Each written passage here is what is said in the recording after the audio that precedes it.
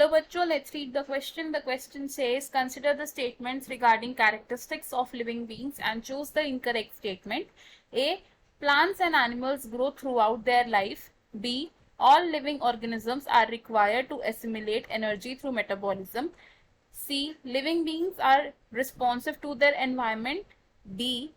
Reproduction is a more important aspect of living as compare to metabolism. तो question में हमसे बोला है कि हमें इन स्टेटमेंट्स को कंसिडर करना है regarding the characteristics of living beings and in statements में से हमें एक इनकरेक्ट स्टेटमेंट को चूज करना है.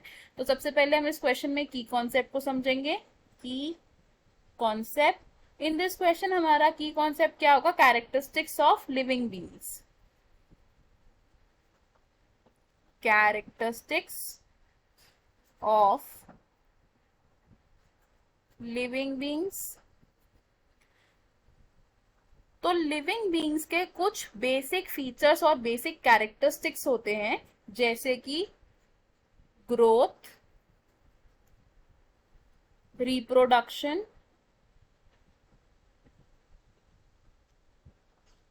रिस्पॉन्सिवनेस,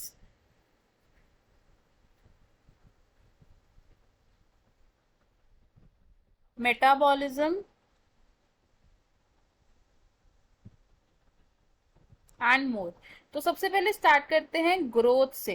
तो ग्रोथ क्या है? ग्रोथ का मतलब होता है increase in mass and size. ये क्या है? Increase in mass and size. अब ये जो ग्रोथ है ये हर लिविंग ऑर्गेनिज्म में होती है. प्लांट्स में ग्रोथ होती है थ्रू आउट द लाइफ, लेकिन एनिमल्स में एक सर्टेन पॉइंट तक ही होती है. तो क्या लिखेंगे हम यहाँ पर? Growth in plants is through the life. और एनिमल्स में कहां तक होती है? Animals have grow till a certain point. Next characteristic क्या है लिविंग बींग्स का? रिप्रोडक्शन.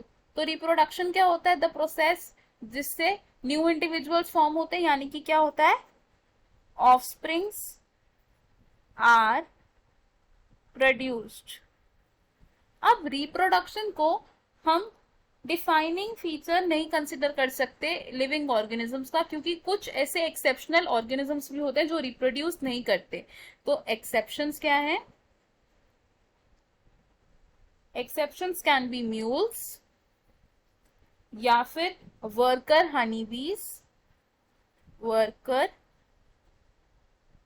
हनी बीज ये स्टेराइल ऑर्गेनिजम्स होते हैं, तो ये रिप्रोड्यूस नहीं कर सकते. इसकी वजह से हम क्या बोलते हैं कि रिप्रोडक्शन एक डिफाइनिंग फीचर नहीं है लिविंग बींग्स का. Reproduction not a defining feature. Next is responsiveness. तो रिस्पॉन्सिवनेस का मतलब क्या होता है? Response to the external environment, यानी कि एबिलिटी टू रिस्पॉन्ड. ये है एबिलिटी टू रिस्पॉन्ड. तो हर लिविंग ऑर्गेनिज्म अपने एनवायरमेंट के साथ अवेयर होता है एंड चेंजेस इन एनवायरमेंट को रिस्पॉन्ड भी करता है. And next is metabolism. तो मेटाबॉलिज्म का मतलब क्या होता है कि जो हमारी बॉडी में फिजियोलॉजिकल एंड बायोकेमिकल प्रोसेसेस चल रही हैं, वो क्या है? मेटाबॉलिज्म है. फिजियोलॉजिकल एंड बायोकेमिकल एक्टिविटीज, इसे कहते हैं मेटाबॉलिज्म. और हर लिविंग ऑर्गेनिज्म में ये मेटाबॉलिक एक्टिविटीज चलती हैं to sustain survival and life.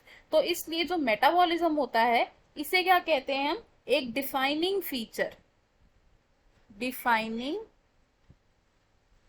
Feature of living beings. तो मेटाबॉलिज्म क्या है? एक मोर इंपॉर्टेंट एस्पेक्ट है लिविंग ऑर्गेनिजम्स का एज कंपेयर टू रिप्रोडक्शन. और हम क्या देख रहे हैं दूसरी चीज इसमें कि प्लांट ग्रोथ होती है थ्रू आउट लाइफ टाइम, लेकिन एनिमल्स की ग्रोथ होती है एक सर्टेन पॉइंट तक। जो हमें स्टेटमेंट दी थी इनमें से कौन कौन सी स्टेटमेंट इनकरेक्ट होगी? फिर the incorrect statements will be statement A कि plants and animals grow throughout their life, क्योंकि animals throughout their life grow नहीं करते। And statement D which says reproduction is a more important aspect of living being as compare to metabolism, क्योंकि metabolism एक more important characteristic है। तो हम क्या लिखेंगे? Options A and B are correct. बाकी के ऑप्शंस क्यों इनकरेक्ट है अब ये देखते हैं। Option B says all living beings are required to assimilate energy through metabolism.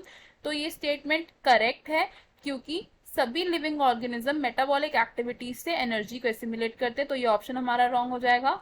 Option C says living beings are responsive to their environment. तो ये स्टेटमेंट भी करेक्ट है, बिकॉज हर लिविंग बीइंग अपने एनवायरमेंट से रिस्पॉन्ड करता है, तो इसलिए ये ऑप्शन भी हमारा रॉन्ग हो जाएगा। हमारे करेक्ट आंसर्स क्या है इस क्वेश्चन में? Option A and option D. I hope you understood it well. All the best. Thank you.